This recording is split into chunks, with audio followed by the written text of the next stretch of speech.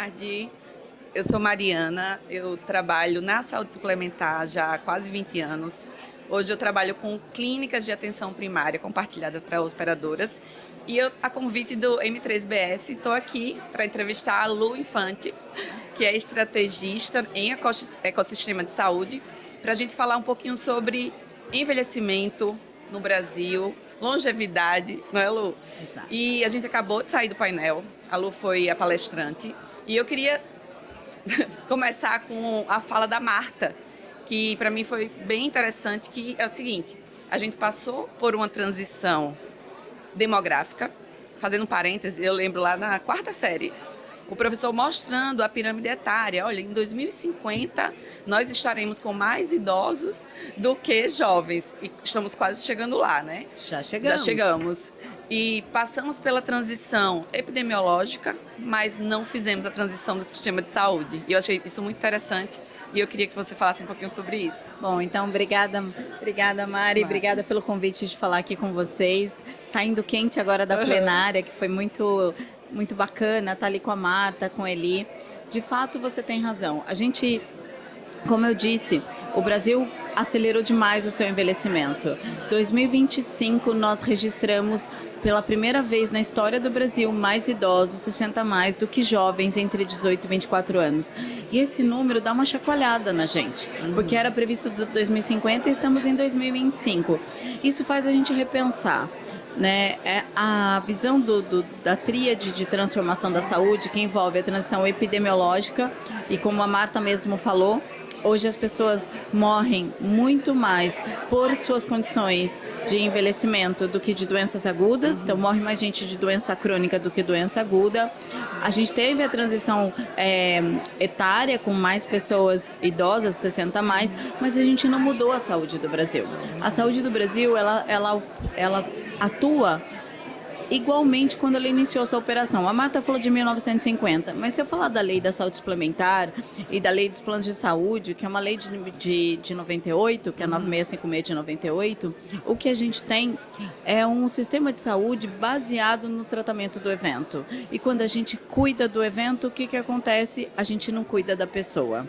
Nós somos um sistema orientado através da doença. A gente faz o grupo do diabético, o grupo do cardíaco, mas a gente não junta pessoas com o mesmo interesse. Sim. Seja pela sua faixa etária e estimulando as gerações por aquilo que ela entende como valor, né? Uhum.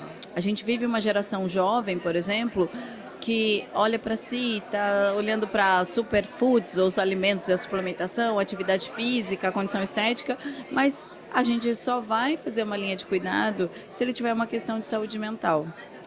Quando a gente olha para o idoso, a fala é mais potente, porque o idoso ele não tem uma doença. 84% das pessoas que têm mais de 60 anos têm pelo menos 3 doenças ou comorbidades. Como eu vou escolher qual é a pior? Não faz sentido. Então, a gente precisa transpor a barreira de cuidar do sintoma para cuidar da pessoa no momento de vida que ela está. Então, acho que tem falas importantes que a gente acabou movimentando e provocando ali na nossa plenária. O idoso a gente avalia pelo risco dele. Sim. E não pela doença principal que ele carrega. A gente engaja pessoas por aquilo que é de interesse e valor para elas. Mesmo que na linha de cuidado eu queira cuidar de um fator de risco ou alguma questão. E aí eu olho para o sistema de saúde e fico pensando, nosso pronto-socorro está preparado para esse cenário? Nosso ciclo de internação, a forma como a gente cuida das pessoas. E eu acho que esse evento está sendo muito rico para essa discussão. Sim, principalmente para a autogestão, essa questão do envelhecimento, porque a autogestão tem 30% de pessoas idosas, enquanto o mercado de saúde suplementar tem em média 14%. E a gente está falando muito agora, e eu vejo muitos movimentos para incentivar a atenção primária. Eu sempre falo, uma coisa que o SUS já faz há 35 anos, nós, da atenção, né, da saúde suplementar, está fazendo agora. Eu ainda considero o movimento, né, devagar, embrionário, mas eu vejo que as operadoras estão tentando, principalmente que eu falo que no caso das autogestões, a gente tem a questão que o SUS tem, é a longitudinalidade, né? O beneficiário entra e, em regra, na maioria das vezes, fica o resto da sua vida. Só que as autogestões já existem da década de 60. Sim. E a gente só falava realmente em curar a doença. Nunca pensou, até falava, mas não pensava em investir em prevenção. Sempre viu isso como gasto e não investimento. Mas se a gente não tratar, cuidar dessa pessoa hoje, daqui a 5, 10 anos, ela vai trazer essa comorbidade. E eu queria saber, na sua visão, como você acha que está esse sistema? Está evoluindo? A gente vai conseguir? As pessoas já estão abrindo a mente, os gestores, para investir nessa questão do autocuidado, incentivar o engajamento que você falou, que eu achei que foi muito interessante. Identificar a persona, né, a partir dos hábitos dela para poder cuidar. Exato. E não ver, né, números de pessoas doentes. Acho que a gente tem uma balança que está em mudança. 2024, por exemplo, passei rapidamente pelos dados, foi o ano que mais se consumiu serviços de saúde e menos se cuidou das pessoas. Eu tive menos consultas e mais exames. Eu tive mais intervenções e tive menos monitoramento. Então, isso é alarmante. E a gente precisa sair desse ciclo. Sim. Quando você fala da atenção primária, eu acho que você está num momento muito oportuno. Acho que tem 2 fatores que são determinantes.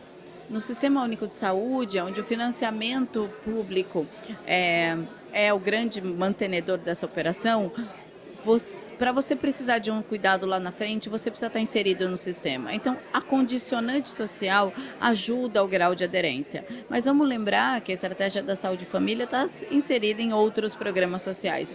O privado tem a questão do aculturamento. Tem uma fala importante que é assim, por que eu vou para o médico da família, por que eu vou para a saúde primária se eu já tenho o meu médico? Exatamente. Porque eu já carrego o meu cardiologista, o meu ginecologista, o meu pediatra, enfim. Porque o aculturamento nosso está baseado na doença. A quebra do aculturamento é quando você gera valor. Peraí, mas eu vou para a atenção primária porque ele resolve a minha vida. Mas como eu vou conseguir construir esse valor? Em pequenas transformações. Eu acho que a gente vive um momento importante, um momento em que ter um plano de saúde deixou de ser um bem indispensável e se tornou um sonho inatingível. Isso é muito triste. A pesquisa que saiu da Vox Populi ontem, ela fala exatamente isso. A saúde, ter um plano de saúde caiu no ranking de desejo do brasileiro. Mas não é porque ele não quer cuidar da saúde, é porque ele acha que ele nunca vai conseguir pagar. Mas, ao mesmo tempo, ele entende que ele precisa da saúde dele de alguma forma. 2024 foi o ano que o brasileiro, principalmente da classe C e D, mais gastou do bolso para complementar a sua assistência, seja por um exame ou uma consulta. Então, de um lado, você tem um brasileiro que quer ser cuidado e numa fila do SUS busca uma alternativa, mas que quando tentou comprar um plano de saúde, viu que não cabia no bolso dele. Como é que a gente faz essas duas coisas se encontrarem e os produtos serem sustentáveis? Porque a questão do alto custo do plano é porque o nosso modelo é 100% baseado no cuidado da doença, não da pessoa. E cuidar de doença é muito mais caro, porque você usa aquela bala de canhão para resolver o problema do indivíduo. Isso sai muito caro. Eu gosto da fala que foi dita ali na plenária. O nosso pronto-socorro, ele existe naquele formato desde 1950. E ele foi feito para cuidar de diarreia, de febre, de coisas que hoje você resolve em casa. Mas quando uma pessoa vai para o pronto-socorro e você diagnostica um câncer, será que lá é o lugar que essa pessoa precisa estar? E quando você diagnostica no pronto-socorro, o quão tarde você está para atender esta pessoa? Então, sim, eu vejo mudanças mais tímidas do sistema de saúde, porque o sistema de saúde está tentando sobreviver em relação aos seus altos custos, mas eu vejo uma mudança importante do brasileiro que deseja se cuidar. A gente precisa olhar este brasileiro e cuidar dele. E eu vejo boas iniciativas acontecendo, como efetivamente redes muito sérias de atenção primária e coordenação de cuidado, e discussões importantes de gestão das pessoas por além dos hospitais. Então, acho que aqui, mas ainda, eu acho que a gente está em velocidade diferente. É uma quebra de paradigma muito grande, apesar da gente saber que é uma coisa que deveria ser mais simples, né? Até mesmo porque o nosso gasto está concentrado, né? 70% no custo hospitalar, o gasto das operadoras. Então, não faz sentido a gente continuar com esse formato. Mas olha só, se você lembrar da minha apresentação, eu fiz uma apresentação das gerações, né? Sim. A gente vive uma infância hiperdiagnosticada. através da educação, a gente diagnostica TEA, TDAH. E ao invés da gente cuidar, a gente faz o quê? A gente dá medicamento. Aí a gente vai para uma adolescência que para ela, a gente não olha quase para ela, você já passou desse estágio. Esse adolescente solto, ele tem problemas importantes de saúde metabólica, a gente está com alto grau de obesidade, a gente tem questões muito importantes sociais, vape, álcool e outras coisas que essa juventude desconecta, tá solta. E a gente tem questões de saúde mental. Lembra que o jovem de hoje foi aquele que ficou 3 anos dentro de casa, Sim. que entende contato como rede social e admira a vida do outro como se fosse perfeita do Instagram. Então, você tem uma juventude triplamente vulnerável, aí você tem um jovem que vai para o mercado do trabalho que não quer uma relação formal, então ele não se cuida, ele não tem plano, não tem referência. E aí quando você formaliza e entra numa linha de cuidado, você já entra diabético, cardiopata, ou seja, você já entra carimbado pela doença que você carrega. Quando você envelhece, tudo que a gente ouve é muito caro tratar o idoso, porque se trata das doenças individualmente e não do indivíduo. Num idoso que tem uma família cada vez menor, cada vez mais isolada, com solidão, porque ele está num processo onde ele não tem mais, muitas vezes, sua atividade econômica, ele já está aposentado e ele se sente inutilizado pela sociedade.